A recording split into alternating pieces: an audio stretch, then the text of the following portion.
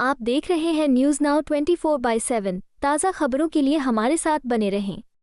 प्रधानमंत्री नरेंद्र मोदी की कनाडा यात्रा को लेकर आम आदमी पार्टी के सांसद विक्रमजीत सिंह साहनी ने इसे एक सकारात्मक और आवश्यक पहल बताया।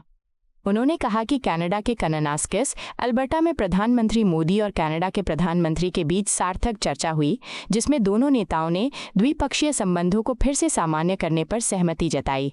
उन्होंने ये भी उल्लेख किया कि बीते समय में कनाडा में हुई कुछ अप्रिय घटनाओं के कारण भारत कनाडा संबंधों में तनाव आया था और कनाडा सरकार की निष्क्रियता ने स्थिति को और जटिल बनाया। साहनी ने कहा कि अधिकांश भारतीय और सिख प्रवासी कनाडा में देशभक्त हैं और उन्होंने इस पहल का स्वागत किया। उन्होंने ये भी जानकारी दी कि अब भारत और कनाडा दोनों ही अपने उच्चायुक्तों की नियुक्तियों को पुनः सक्रिय कर रहे हैं, जिससे राजनयिक संवाद, वीजा प्रक्रिया और लोगों के बीच संपर्क को एक नई गति मिलेगी।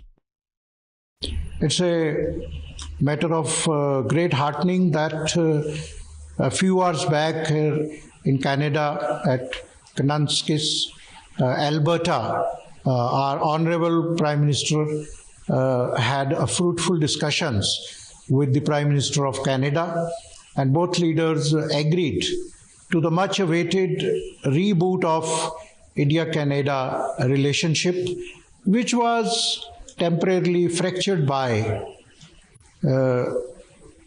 some unpleasant developments in Canada, where some fringe elements or minuscule elements at the Canadian soil targeting the dismemberment of another country, and the government of Canada could not take any action or was a silent spectator to this. Whereas to the fact that majority of the Indian diaspora, Sikh diaspora in North America is patriotic, and of course Sikhs don't require any sort of certificate or endorsement given their rich heritage and sacrifices for the cause of India. I think today was very essential that both countries have agreed to restart their diplomatic relations at the full level.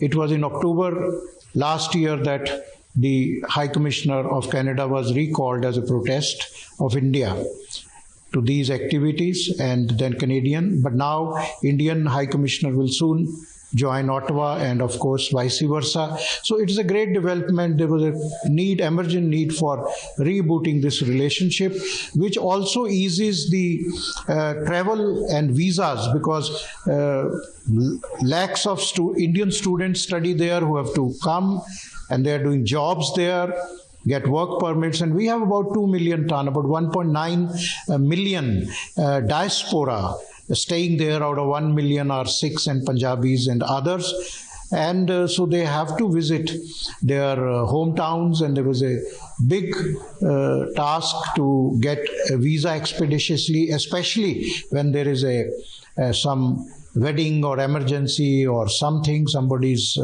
sick. Although Indian high commissions and consular services in Toronto and Vancouver were doing their best, but with the reduced diplomatic service and consular staff, it was an uphill task. That will be eased, e-visas will be eased, and plus the people-to-people contact, and also the trade, because India, Canada have almost a $10 billion trade.